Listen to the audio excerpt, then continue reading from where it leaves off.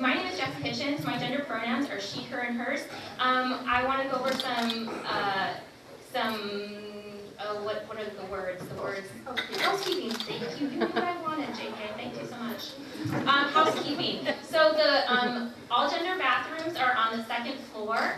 So you go up the stairs and or use the elevator right here, and it is on down the hall to the right.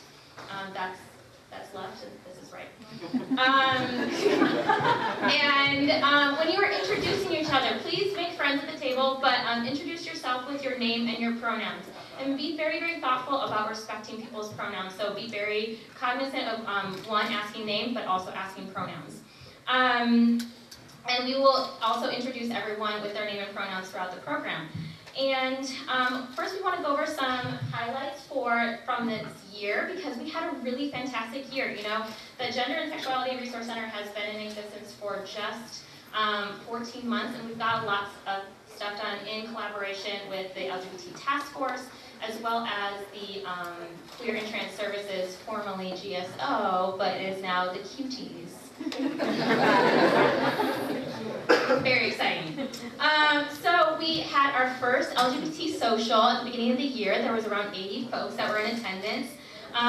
We successfully, let's see if my clicker, so you have to turn the clicker on. There we go. There we go. Go ahead. We successfully bid for the Tech 2018, and we're going to give you a little taste of what that looked like for the students who bid for this.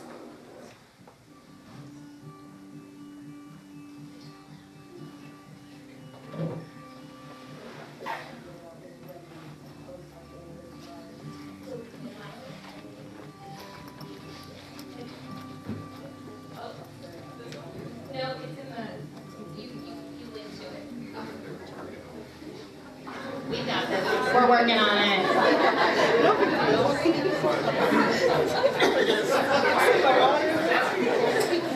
Irene, use your adult voice.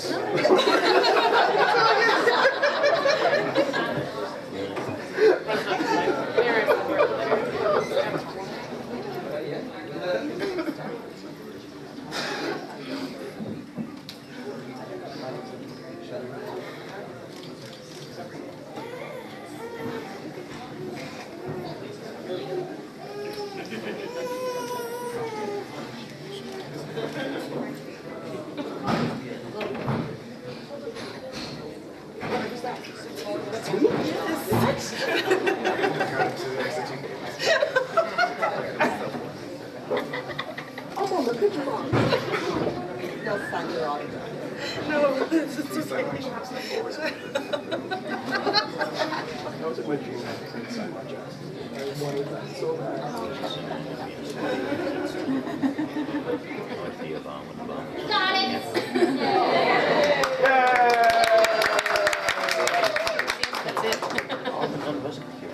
That's Lav Grad. Bye.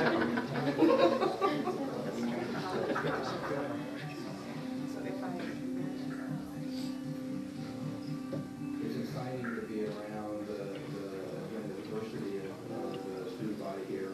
The students are energetic, they're committed, they're really involved in activities that I think affect all of us.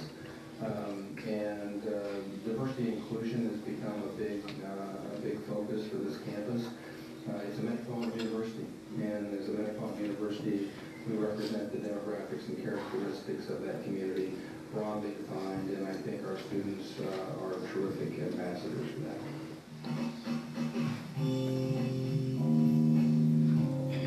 Hola, mi nombre es Irene Cypress. Yo uso la palabra ella y yo estoy en el community of the West like intersections. I am bisexual and I am Hispanic and I am a girl. So that is already very problematic. I'm from the Dominican Republic and my parents were born and raised there, and we believe that bisexuality and being a lesbian and being gay, being outside the box is not normal. So yeah, it's not really easy for me to do this. My intersections, a lot. So on top of being gay, definitely stand polyamorous, Asian, I grew up in poverty, single mother household. An average college student happens to be Latino, Hispanic, coming from a Roman Catholic family. I'm bisexual. I am gay, same as that one, white, I'm middle class, I'm male. Being a lesbian and a Mormon can be difficult sometimes because of the conflicting values that they give me. I often have to surround myself with people who tell me it's okay to be a lesbian and then surround myself with people who tell me it's not okay. And I think that can be one of the challenges that I have. I think for me as a Christian, it was really important to come to UNO and have a queer office, an office that had rainbow flags and very accepting students and staff and faculty. Like for my first day here, I walked in and they put a rainbow flag around me and took a photo with me. I don't know what that photo is. It was a really cool experience for me. I think the people here is best. I've been to a few different colleges, and so far this is the one where I've really found that the people are the most accepting of me, and I've been able to find the most friends and community on campus. The people, I love these people because they're so happy, they love what they're doing, and so do I, but they're the ones that basically make me happier in what they're doing. It's the fact that it is a large campus, but you still have that small city feel.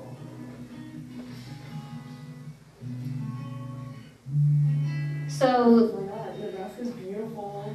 The Omaha's so great. I just feel like you might, and probably will, feel at home when you visit on campus. You know, if it's just within the city or just here at UNO. It will be great for Omaha to promote such a big event, especially here in the Midwest where the LGBT community is growing. We've had like similar like small conferences on here, but I think it'd be really cool to bring this conference to Omaha, and really Nebraska has never been here before, even though we do have the resources and we're building more resources to make this the best conference that we can possibly make it. This will really give us a chance to communicate with people from not only our area, bringing in more people from our area, but bringing in people from just the whole Midwest that you can interact with and learn from. I think it'd be really great for people around the Midwest to be able to come and see UNO and see what kind of resources that we have for queer students, as well as to be able to meet more people from across the country when they come to our campus and find more community with people across the region.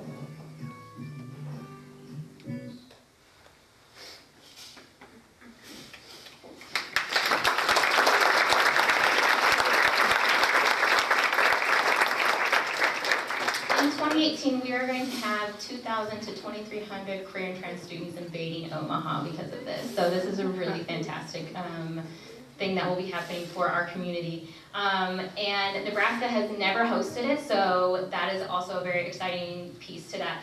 If you are part of the Embletech 2016 bid committee, who are now the 2018 planning committee, please stand and be recognized.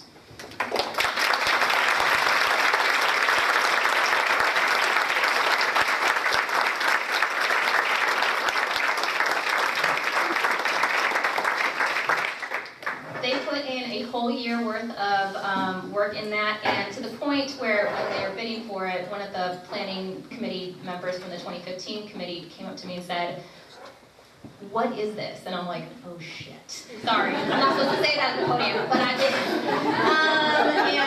And I was like, "Really?" And he said to me, "This is the best we've ever seen," in the whole time that he's been working with Embletech. And he'd been there for a good 5 years prior to that. There's never been a bid even come close to having that kind of caliber. So we brought that. So yay on UNO. On top of that, we have gotten another additional 100 people safe space trained. 1,000 people served through our Big O gazebo, pun intended, with 150 service hours. And we are graduating for the first time people through the LGBT and sexuality minor, which is really exciting, and some of those folks are here today. And these are really exciting things that as we're moving forward, we have really great momentum, and we're really excited, and I'm really honored to have so many people here at this beautiful, it is a beautiful day. It's not raining right now, right? On this very wonderful occasion. So one of the things I'd love for you all to do, so additional to the housekeeping, is that if you all could please use the hashtag if you are Instagramming, Facebooking, those types of things throughout this, because it is a fun and enjoyable event. Please be thoughtful of asking permission before you post, before you do so with people's images. But if you could please use the hashtag UNO LavMad, I greatly appreciate that, so we can kind of document your all's experiences. Finally, let's get to a little bit more of the program. So many of you were here last year, but if you were not, we talked about why we call this Lavender graduation. One, it began in 1995 at the University of Michigan, so yay Midwest, we win. And so the conversation started in the Midwest of like recognizing the fact that like there is many students who are not able to complete their degrees because of many reasons related to getting cut off from their family, not even thinking that college is an option throughout the process. There's many barriers for LGBTQ people throughout their college experience and even before that time. So Lavender graduation recognizes that, as well as people who don't feel that they can be their full authentic self at graduation. And that's really important, that some people didn't feel that they could show off to their family their whole person, bring the person that they wanted to graduation. And this is that opportunity that Lavender graduation offers to us. Lavender comes from the Lavender Menace group of people, who was a group of awesome lesbian ladies that existed, and they challenged the white feminist culture of the 1970s to say that we are here as well. And so Black women, LGBT women were in coalition together to say that we need a voice at the table as well. So that's where the Lavender graduation, that history comes into play. And then last year we talked about the history of the rainbow flag and the importance of recognizing all 8 stripes that traditionally we only see 6. But we have all these beautiful flags around the room, and we thought, you know what, we really recognize the rainbow flag for a lot of our identities, and sometimes but we don't recognize what all these other flags mean. So from this point on, it is going to be our tradition to recognize a different flag throughout the years. And this year we're going to be recognizing the trans flag, and so I will begin that in just one second. Let me set up. Hold on. So the graduates who have gotten a little vase full of sand, I'm going to ask you to all come up here and put the sand in there in the order that is demonstrated here. So we will have blue, then pink, then white, then pink, then blue again. So if you have that sand, please bring it up to the front. Come on. This is part of the day.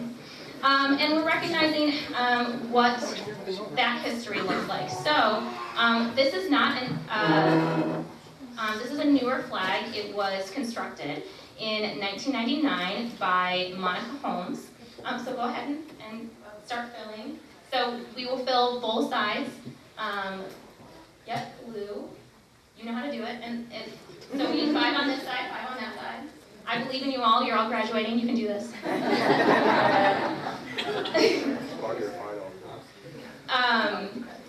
And Monica Holmes is a trans woman who built this flag, and it does symbolize a lot of what we might think. So blue is the traditional color that we assign to boys, and pink is the traditional color that we assign to girls. And then white is for intersex folks. But the power of this is that you can look at and fly this flag any which way, and it still works. So that's the whole power of this, is that there has a beautiful flow from either which way, because this is how we want to think about trans people, is that there's a beautiful flow every which way, and we want to recognize that, and this is what this woman did when she built the trans flag, is that there's this connectedness. Ooh, that turned out perfect, good job. And what we will be doing is we'll have these bases here for our lovely speakers, and this will be our thank you to them after the graduation. But thank you, graduates. Go ahead and have a seat.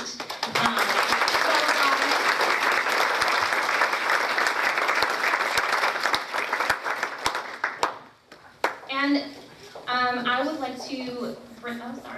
I would like to bring up.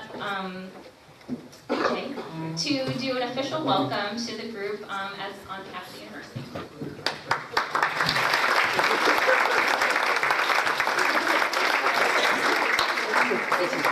So it's really great. This is the second year, and you can see it a lot easier in the back a year ago.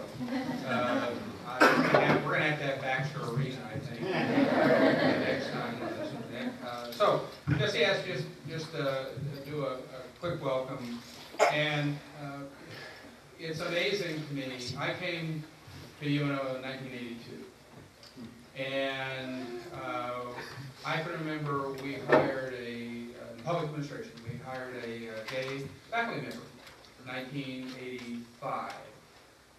And I think while we tried to be as welcoming and supportive as we could, it was very difficult for him. There really wasn't any community. There really wasn't any network for him to connect with. And he left in a year. And so it told me that we have a long way to go. And we have come a tremendous way. And I can remember 10 or 12 years ago, I worked with Alan Bataj, who's the head of the ADL here in Omaha, to co-chair Hate Crimes Coordinating Council.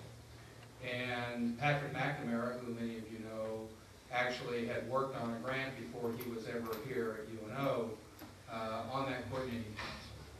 And that opened my eyes even wider to some of the challenges and some of the bigotry and bias and, frankly, hatred that was out there.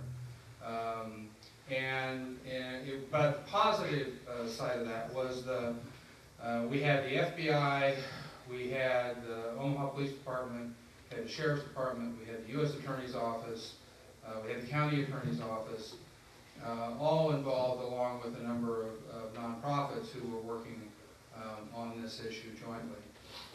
And it told me that there was commitment and focus to addressing that side of the problems that we have. And of course, we had an incident just this week of a hate crime. So we still have a long way to go. But I did find that we had commitment and support from a number of people to address that issue. And now, we fast forward to 2016, and I give Dan Shipp, his staff, Jonathan, great credit for seeing the gap in creating an LGBTQ structure within and sexual orientation structure within UNO that could bring the community together and bring a broader community together at the same time. And of course, we hired Jesse.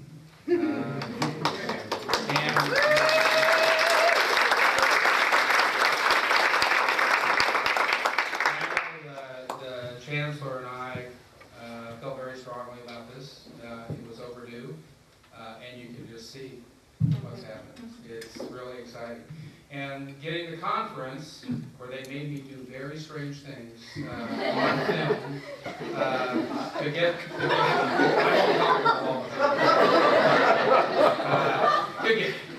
the conference here is a testament. It's a testament to the staff. It's a testament to the commitment. It's a testament to all of you. and it's going to be terrific. It may be the single, like probably is the single largest event that UNO has ever hosted.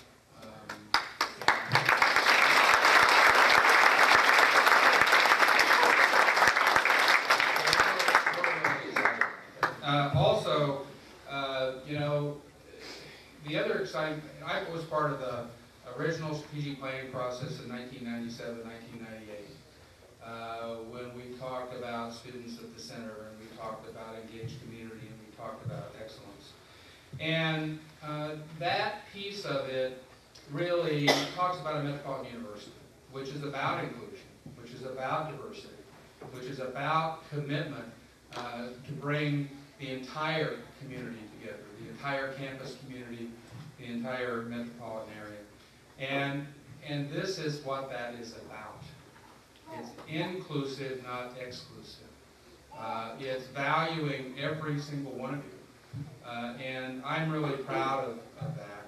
We have established a team to work on inclusion and diversity. Jonathan is a key leader of that effort. We need to make sure all of this is incorporated into a diversity plan that we're going to be developing and have it integrated with the strategic plan in even a more direct way. I'm really excited about that.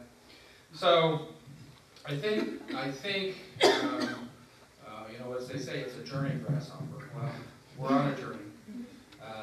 I think we're putting the resources in place. I think we're not there yet, but I am hoping before I disappear from this place that it's going to be such a transformational experience. So anyway, thank you. I took too much time. I appreciate you all.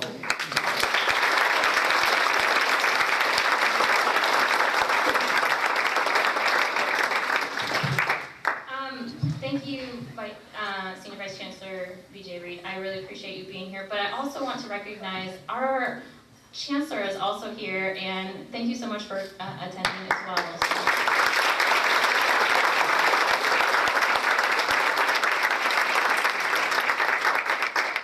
So there's one other exciting thing that we want. I know that you're really hungry because it's a really exciting brunch because it's going to be delicious and there's cupcakes and everything. But we wanted to get this in before you got the the heavy stuff in your stomach to talk to you about our Omaha Queer Archive that we have just established, and I'm going to have our Dean of the Libraries come up, Dave Richards, to talk a little bit about them.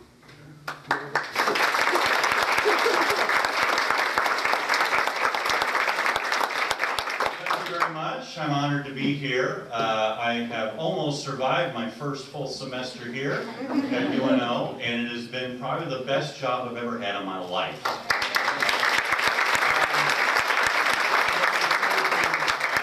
In 2003, I was at another institution called Missouri State, and we were located in the Ozarks. And around 2003, we had two faculty members that approached our library at that time, and Dr. Holly Baggett and Ralph Smith. And they said, you know what, we were just kind of wondering, they were very apologetic about it. And during that time, the university was going through trying to pass a sexual identity clause in its non-discrimination statement, and there was some difficulties between the administration and the faculty and the staff senates on this issue. Well, they went ahead and they were approaching the library to see if we would at all be interested in a gay and lesbian archives. And they were so apologetic, they were almost ready for us to kick them out of the library. And I was really pleased that Karen, the dean at the time, and myself, who we were the ones, the two of us were there greeting the two faculty members, we said, that's what libraries and archives do. We document history. And this is history in the making. Yes, we want to go ahead and archive your story. And that was the birth of the Ozarks Lesbian and Gay Archives. And we even love the name, OLGA for short. And it became incredibly successful. In fact, we did some oral history training with a number of the people in the community, and it was the fastest growing oral history collection that we had at Missouri State University. And so we were very honored and pleased to do that. So then when I heard about the position here last fall, I had applied. And one of the first things I was going to tell our folks there in Special Collections and Archives, Amy Schindler, and the others there, was that I would hope that if we didn't have a gay and lesbian archive, that we would establish one at Chris Library. And she said, we're already starting on that. So I said, that's fantastic. Let me know if you need any assistance, and that's sort of what I'm doing here today. I'm assisting. I want you to know that your story is very important, and that it will be preserved, and it will be housed in an academic library, and scholars are studying these issues right now. You can tell right now, for the last few years, this is a new civil rights movement, okay? You're witnessing it right now. You wouldn't have been able to do this, like BJ said, in the 1980s or the 1990s. We're in a new era, and you're on the cutting edge of that. We need to document this. We need to make sure there are oral history recordings of this. We need to make sure there are papers. There, everything from photographs going back to the 1950s and 60s. You know, we're in an opportunity, we're in an era right now where we can do something like this out in the public. We can have this discourse, and it's going to be far more open. We need to document when it wasn't that way, okay? And we need to document the sad parts of this experience, as well as the more happy and uplifting era which we're in right now. So please keep in mind, any organization, your personal papers, papers of your family, other groups that may have met over time that are trying to, you know, kind of bring, you know, sort of an awareness to even, you know, talking about the history of the flags. That's important itself. Marches that were done in the past, if you have photographs of that or videotape, all those things we'd be interested in documenting in the archive. So thank you very much for inviting me here today. Let's go ahead and eat, and we welcome your materials. If you have any questions, you can contact me or Amy Schindler at Chris Library. Thank you very much. For political science on East Central Europe and Eurasia, international organizations, diplomacy, international political economy, as well as a course on LGBT politics. She also served as the president of the Faculty Senate for 3 terms. And for those of you who haven't heard this story yet, at the end of her 2nd term, she came out as a transgender woman and announced that upon her arrival in the next year, she would be known as Meredith and would be using female pronouns. Dr. Bacon was the first openly transgender professor at UNO. She was the first faculty advisor to the Gender and Sexual Orientation Agency, an active supporter and activist for the Nebraska AIDS Project, and a board member for the National Center for Transgender Equality. Many of the changes we've seen made and those we are still working to make here at UNO are because of her contributions, her advocacy, and her courage that makes her a role model for our community, which is why we are proud to name this award after her. And we are honored to have her here today with us. Dr. Bacon, would you please join me?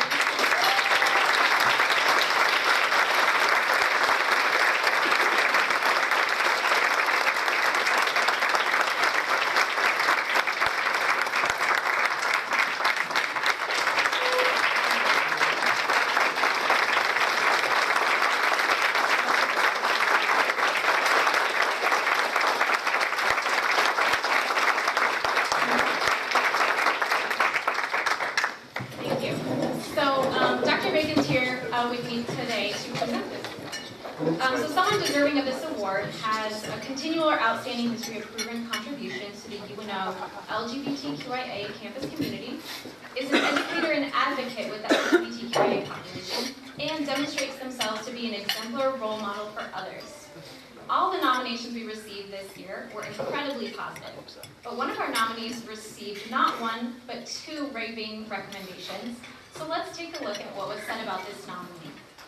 One nominator began that this person is one of the most tireless and visible advocates for the advancement of LGBTQIA people on campus and in the Omaha community. They have served UNO's campus through years of leadership on LGBTQIA progress for students, faculty, and staff. They have represented their work in UNO exceptionally well, locally and nationally, including presentations to over 40 conferences. Another nominator wrote that their work is quite simply phenomenal and clearly demonstrates their dedication to educating others about this community. Beyond campus, this person mentors and advises queer and trans young adults in our community and serves several local support organizations. Their work is collaborative and demonstrates their commitment to bringing others into that educational process. One nominator said that this person is one of the most effective and generous educators that I have had the privilege to work with. Regardless of whom this person works with, this nominee has a unique ability to find a way to open the minds of their students, whoever they may be, to ideas that are oftentimes difficult for them to understand and accept.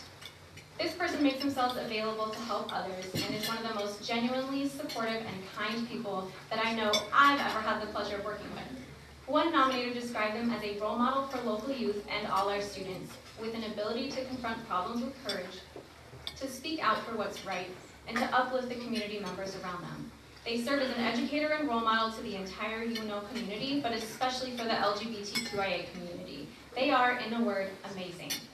I need you all to know that I left out many other accolades in order to keep the suspense during this announcement, but I encourage you all to get to know this person and learn about their, quote, amazing work.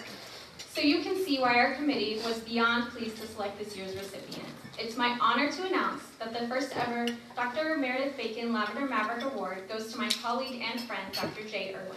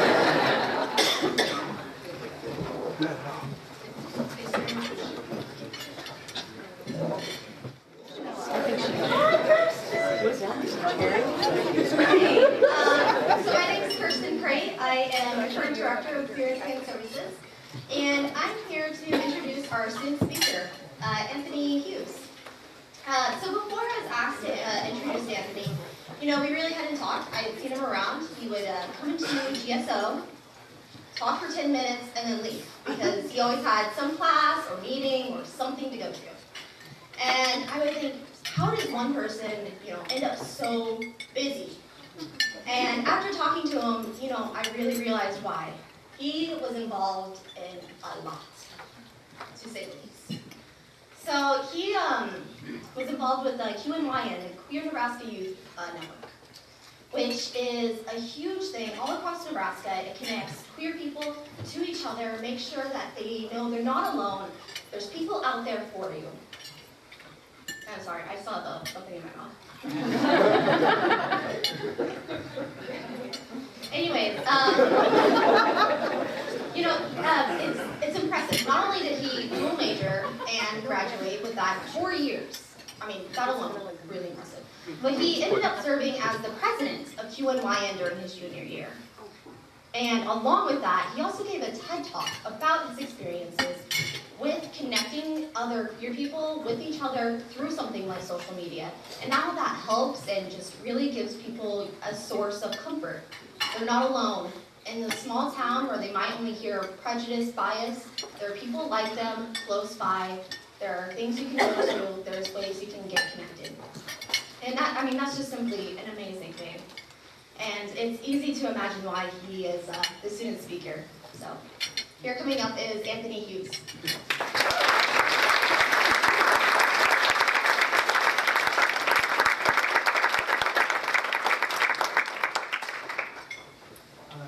Good afternoon, everybody. Thank you. Many props to Kirsten for that glittering introduction. I assure you I'm unworthy of such praise. And many props again to Kirsten, who will be our incoming 2016-17 Cuties director. Many congratulations. You'll be a fantastic director.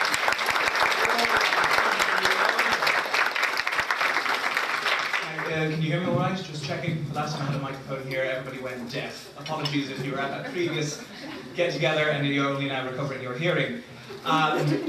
I honestly, to begin to describe the enormity and the successes and the achievements of all of our queer students here on campus would take volumes and many, many months, I assure you.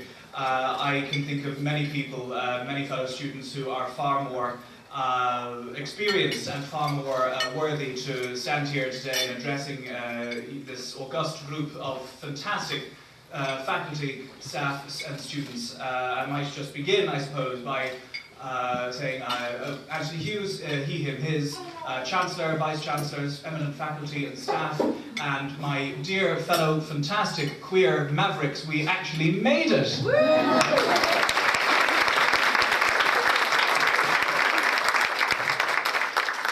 I suppose just as a history major, I was very tempted troving through what I should speak about and examining, you know, where we've come as a community here at UNO and of course throughout Omaha.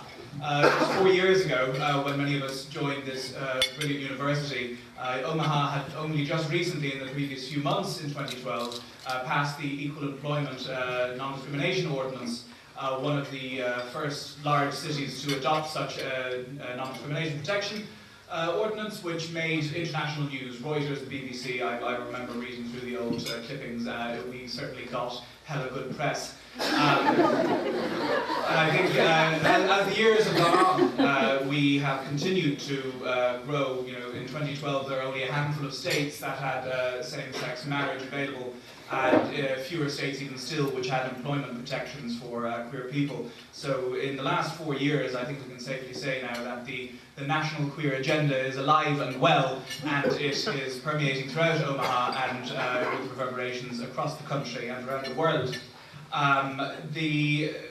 There are so many people who are so, you know, the unsung heroes of our campus community.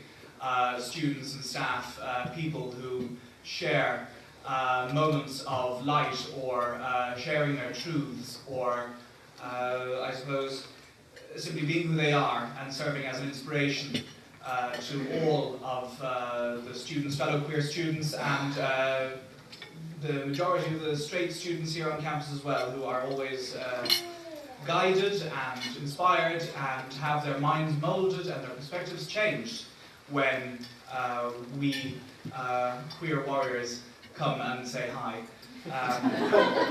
You know, I think, where to begin? I have endless notes just talking about all the sorts of accomplishments that we've done here at UNO ourselves, whether that's bringing in the sexuality and gender research minor, one of the, I suppose, only a small handful of universities across the country might actually have in full operation. It's fantastic. I commend Dr. J. Irwin, of course, for his many, many accomplishments, as well as Dr. Coleman and the numerous other faculty and staff, the lovely Ferriel Pearson as well.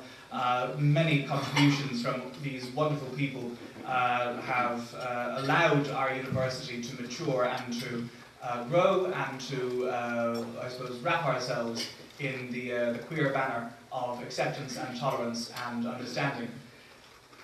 You'll forgive me if I continue to ramble. I have just numerous thoughts and reminiscences just pouring through these last 4 years. I keep remarking that these last 4 years have passed as quickly as a weekend, but with all that we have achieved as a community here on campus, as I mentioned, it's without end.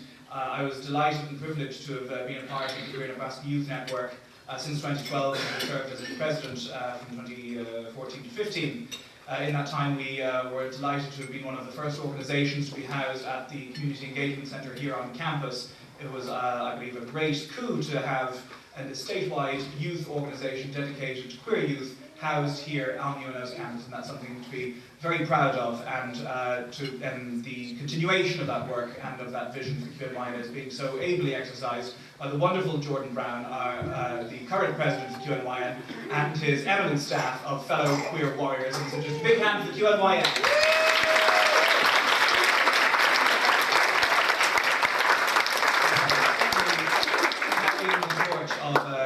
Nebraska awesomeness, and long may it continue. I suppose just sort of, as we all are about to graduate, I shouldn't be taking too much more of your time, but I suppose the human impulse to reflect and to have pause for thought, to examine all of our accomplishments these last 4 years or however long we've been here. It's very important to recognise that, of course, we do stand on the shoulders of giants, all those who have come before, who have helped clear the path for us to be the truest, most authentic versions of ourselves that we can be. Not only do we rest on the shoulders of giants, but we certainly have much more work that lies ahead. And just because we are graduating, just because we are leaving the hallowed gates of UNO, we do not cease, we do not desist from our tireless advocacy and our unending efforts and endeavours to bring a proper multi-coloured veil of justice and equality and understanding and tolerance to our community, which has made great strides in accepting our queer community in so many ways over the years, but there still remain numerous aspects of our own queer family, particularly in the trans community and in the queer people of colour community and in numerous other communities that are all part of our great wide queer family who still remain underrepresented and remain in need of justice and equity, and the more that we work toward that, the better we shall all be as a community. And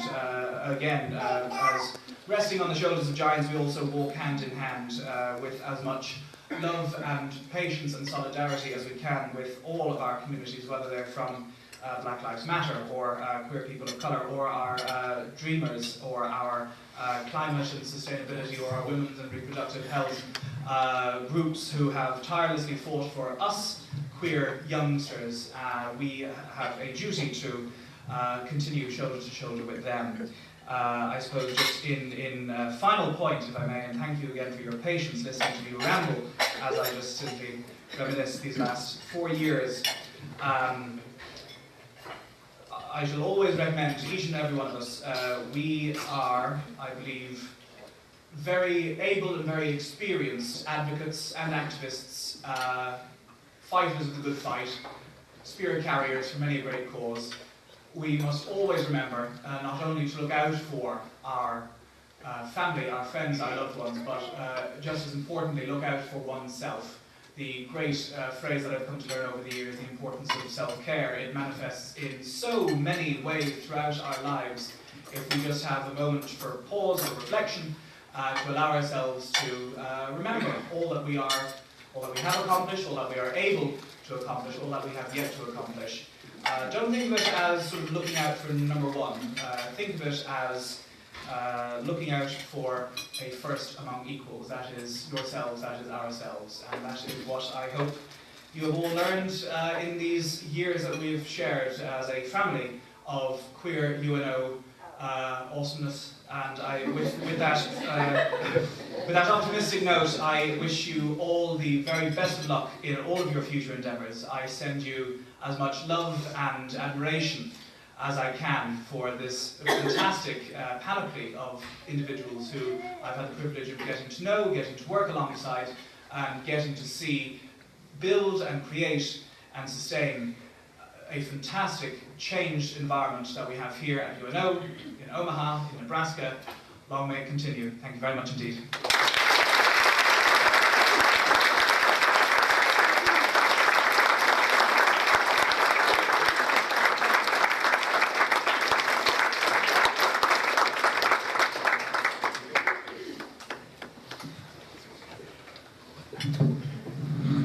So short, I don't know if y'all can see me, but Thank you. Thank you so much for that speech. We are going to go ahead and get started, but our recording of the graduates. So if Chancellor Christian, if you'd like to meet us up here, please. And these are in no particular order. I'm just going to take this off its stand.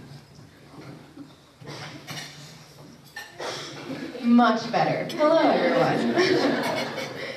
Okay, so as your name is read, if you'll just make your way to the front of the room, Jen will cord you and you will get a pin, a lovely pin, and then there's an opportunity to get your photo taken against our lovely backdrop.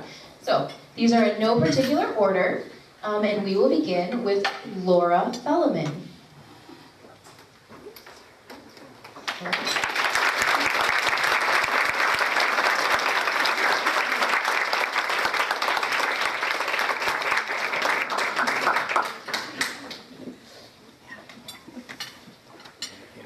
Aaron, I lost my cord.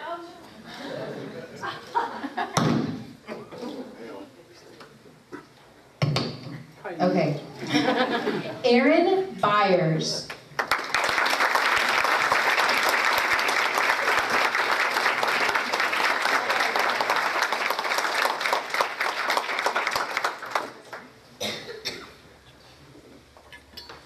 Allison Dillon.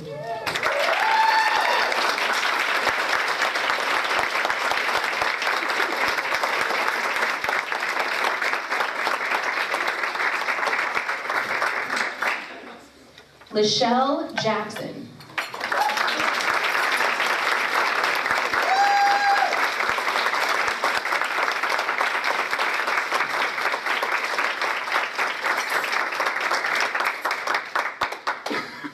Eric Smith.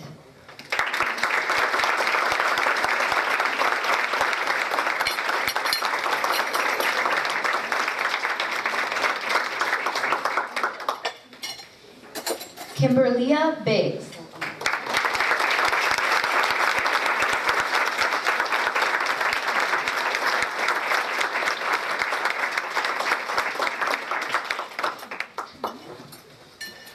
Rebecca Freer.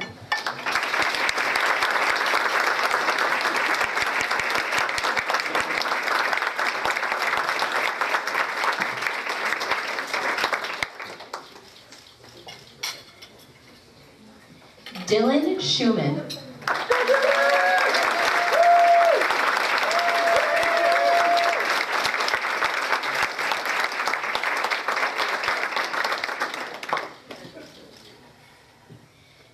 Alexandria Hilliard.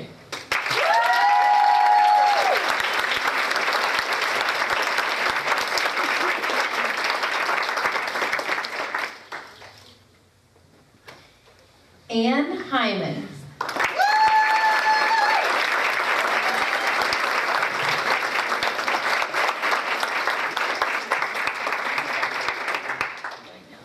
Sapphire Anderson.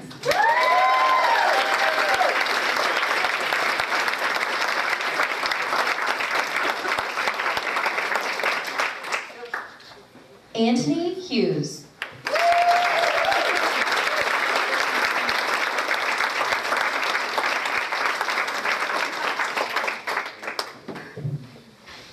Jordan Jennison.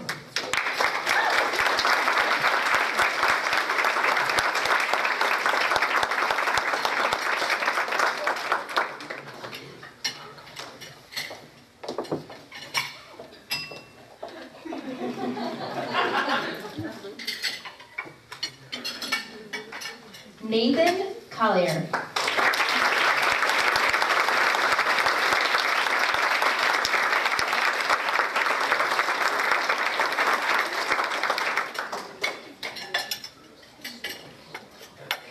Savannah Allen.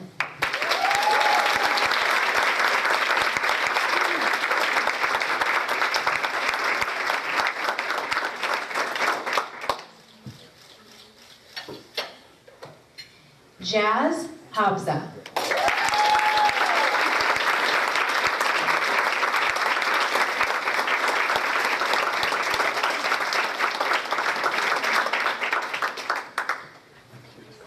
Rebecca Monahan.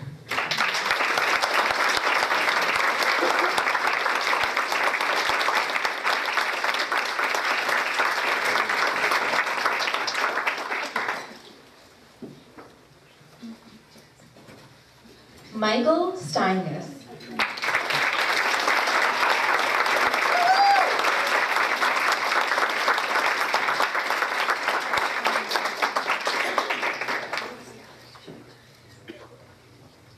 Shelby Larson.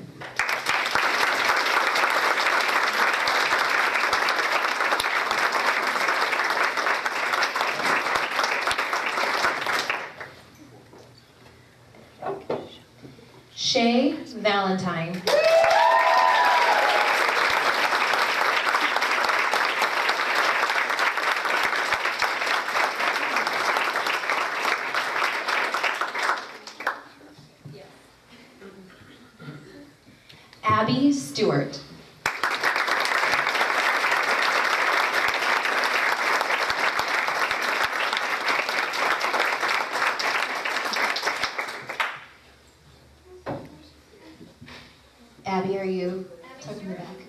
Abby Stewart.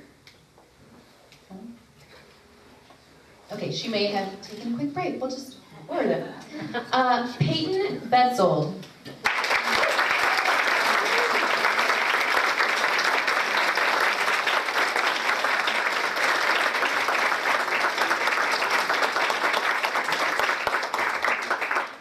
Chris Gralla.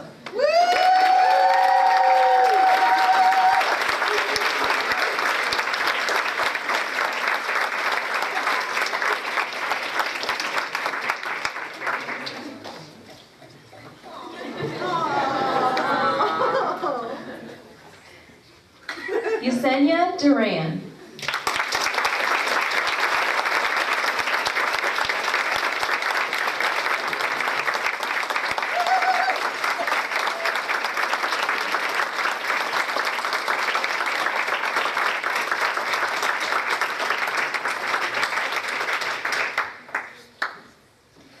Isis Hernandez.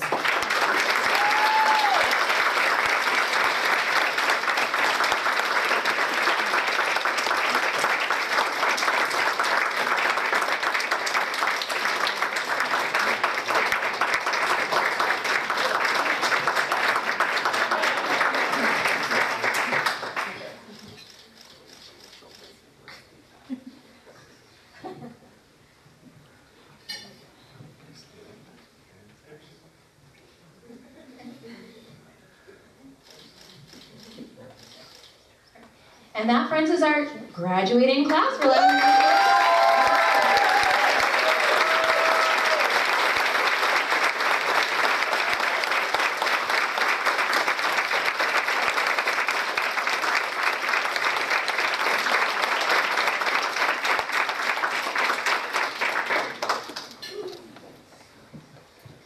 So I also have the honor of introducing our next speaker. Furiel joins us today from the College of Education, where she has a focus on culturally responsible teaching and the recruitment and retention of teachers of color.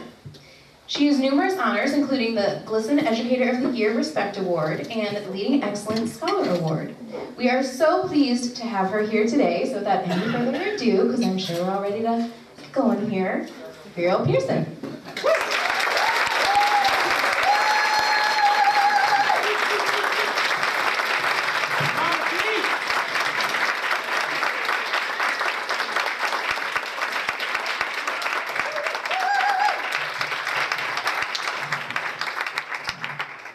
So I walked in today and I saw the line and I was like, surely this is not for the thing I'm doing. And then I almost walked right back out again. So thank you for being friendly. So it's an absolute privilege, really, truly from my heart, a privilege to be here to congratulate you on this most wonderful day and to address you with a speech that hopefully you'll forget by tomorrow. So I was looking up the lavender ceremony itself, just the ceremony, to see what on earth is this thing, because I had never heard of it until last year, because I'm a groupie of Dr. Bacon's, and so I follow everything that she does, and I was like, oh, she's got this lavender graduation thing. So it has an interesting history, and it was created by Dr. Ronnie Sanlow, who was a Jewish lesbian keynote speaker in the LGBTQ communities. And it happens nationally, throughout campuses nationwide. I think 45 campuses now do it. To honor LGBTQ students, to celebrate your accomplishments, and to give you kind of a plea to serve your communities. Dr. Sanlow began this because she was denied the access to attend her own children's graduations because of her sexual orientation. She didn't want students in our communities to feel the same disenfranchisement. So the color lavender is important to the LGBTQ community because of the history behind it. So here's where the irony happens, where a Muslim is talking about Jewish things, but here we go. So it's a combination of the pink triangle that gay men were forced to wear in Nazi Germany, and the black triangle designated to lesbians as political prisoners in Nazi Germany as well. So activists in the LGBTQ community kind of forced those two colors together to combine them and to make a new symbol and color of pride for the community. And as I was thinking about the Holocaust, I was thinking about this letter that I have with me everywhere that I go, since I was in school to become a teacher. It's a letter to teachers from a Holocaust survivor that hangs on a bulletin board on my desk everywhere that I go. And I look at it almost every single day. I'm going to read it to you now. It says, "I'm a survivor of a concentration camp. My eyes saw what no person should witness. Gas chambers built by learned engineers, children poisoned by educated physicians, infants killed by trained nurses, women and babies shot by high school and college graduates. So, I am suspicious of education. My request is this: help your children become human. Your efforts must never produce learned monsters, skilled psychopaths, or educated Eichmanns. Reading, writing, and arithmetic are important only if they serve to make our children more human." This letter is a sobering reminder to me that my education is not an end in itself. It means nothing if it's not used to serve my community. And by my community, I mean the people in this room. I'm an immigrant. I have no family in this city, but I have all the family in this city. It's the people in this room, the people in this city, the people in this state, in the country, and on the planet. I asked my daughter what I should say to you today. Instead of telling me what I should say, she told me what not to say. And I quote, here's what she said: "Don't tell them they can be anything they want if they just try hard enough. What if one of them wants to be a murderer?"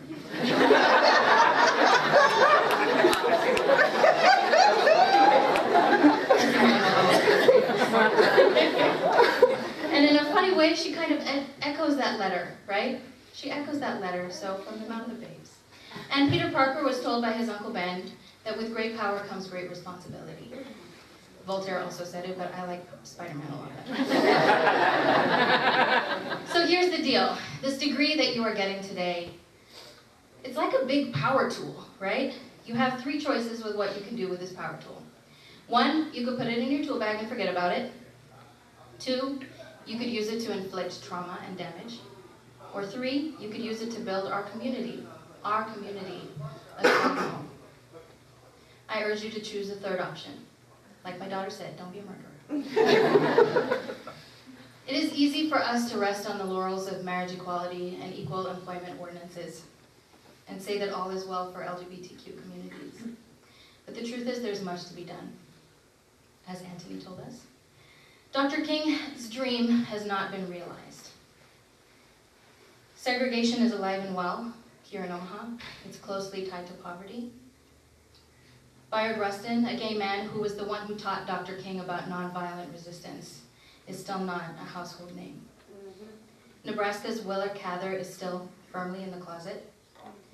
The role of trans women of color was erased and whitewashed in the movie about the Stonewall riots, and people still haven't heard of Miss Major Griffin Gracie. And still, in 2016, our trans sisters of color are being slaughtered horrifically, and nobody seems to bat an eye.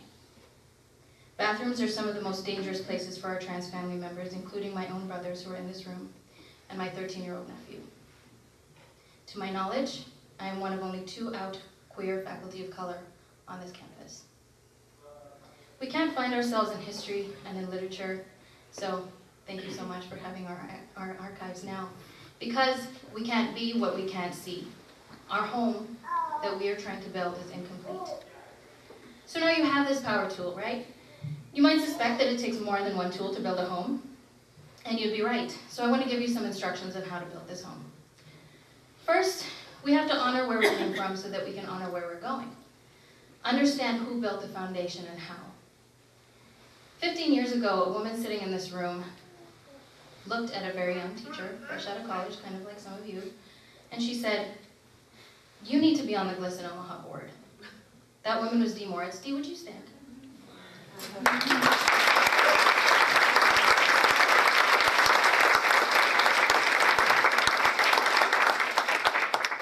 And that 23-year-old baby teacher was me. Out of our work on that board, I learned what my rights were as a teacher and advisor to my queer and trans students, as well as what to do when they came to me for help. I remember late one Sunday night, I got a phone call from one of my students. I had select number, had my phone number. They were told if they called me at 3 in the morning, they would be blocked. So the student knew that this was something serious. So I had a student call asking if she could bring a friend to my house. He went to a different school that did not have a Gay Straight Alliance Club. I was the GSA sponsor at South High. And in fact, Our official fun enforcer from those days is here, Shay Valentine. It was an elected position. And so my student called and said, I need to bring somebody to your house right now. It was late on a Sunday evening. She said his little brother had called her and had said that his brother was in his room and had not emerged for 2 days. He was worried about his big brother. And so he was in his room because although he was used to his family telling him, if you come out to us, we will disown you. He was used to people at school calling him fag and maricon and telling him he was disgusting. But on that Friday, on the bus ride home, his friends chimed in as well. He hadn't eaten in 2 days. He was going to end his life. And he showed up on my doorstep without the ability to look me in the eye. So I gave him what I usually give people, which is food and drink. So I gave him hot chocolate and cookies that night. And after about an hour, he looked me in the eye. I'm sorry. He finally looked me in the eye and he said, you mean you don't think I'm disgusting? He'd never met an adult of color who was queer or who would affirm his identity. He'd never met an adult who thought it was okay for him to be who he is. He didn't die that night. We got him help. He's thriving today. He's a role model for Latino youth throughout the nation. And that wouldn't have happened if Dee hadn't been there for me 15 years ago. I remember taking students to Dr. Meredith Bacon's house when they were struggling with their gender identity and asking her, Meredith, I don't know what to do. I'm still learning about this trans stuff. And she just took them in her arms and showed them that they were perfect just the way they were. I give back to the Dee Moritzes and the Meredith Bacons of the world every time I continue the work that I do. There are many of us who build upon their foundations, and they build on foundations that were here before them. Because of that, hundreds of LGBTQIA lives have been saved in this state, in this country. None of us got here to where we are today alone. We all have people in our lives who brought us to where we are. History is important. Foundations are important. It's our responsibility to honor them. Second, you can't build a home with just your one power tool, right? Understand that we need each other. Everyone's tools must be present to build something truly great. When we surround ourselves with people like us who share our identities, we miss out on crucial perspectives. 5 hammers are no good with no nails, and wood glue can't do anything without a 2x4. Search carefully for the people who aren't there. Refuse to continue if someone is missing, because the truth is, our home will not be complete without all of our voices, and it will fall.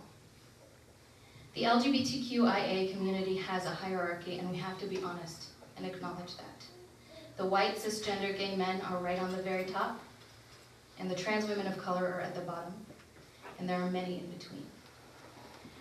We know whose voices are loudest, which are the softest, and which simply aren't there because they never got to even be alive.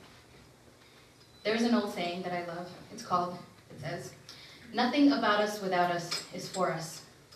If our bi-gender sibling isn't invited to help build our house, we can't pretend that there's a room for them in it. If our sister who uses a wheelchair isn't asked what she needs to make the house accessible to her, she won't even be able to come inside. And what if she's the only one who understands what colors our walls should be, right? Our undocumented youth don't even have the papers to show up in the first place, and they might have mad drywall skills or interior design skills. And after all, we deserve beautiful spaces to live in, spaces that reflect the beauty that lives within each of us. Third, we have to understand that this house is not just for us in the here and now. It's for those who come after us. It's for our youth who deserve a bright future as well. You, sitting in this room, are so special. You are among the tiny percentage of people in the world who get to have a college degree, and an even tinier percentage of those who are in the LGBTQIA community who achieve success. Congratulations on this huge accomplishment. I wish you the best.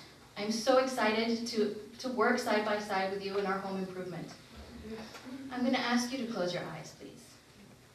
I'm watching, I can see if your eyes are open.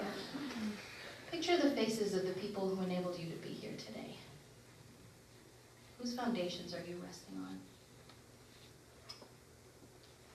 Alongside those faces, I want you to picture the young people in your life who are following in your wake. the ones who look up to you, the ones who are coming after you. They're the reason that you're here today. Thank you.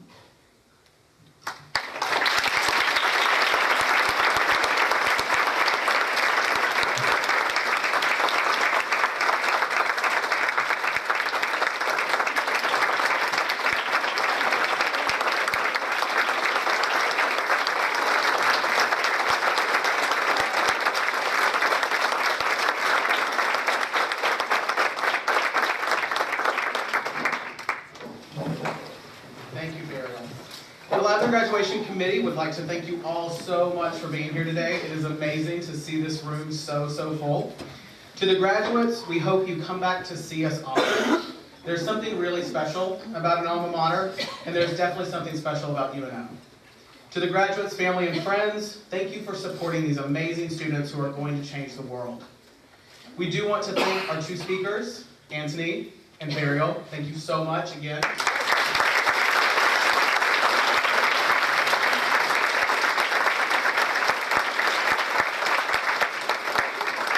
As a token of our appreciation, we would like you to take one of the two vases for just a token. For faculty, if you would like a rainbow cord to wear with your regalia for graduation, please come see one of us. We've got some extras, or if we run out, we always have more. We would love to see as many rainbow cords at graduation as possible.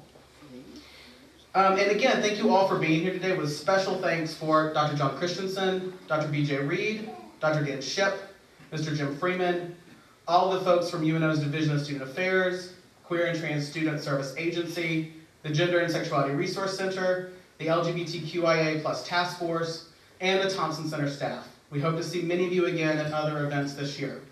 And also, as a last piece, if you are graduating and you participated today and you'd like to be a part of a group photo, we'd love to have you up in the front right as we finish.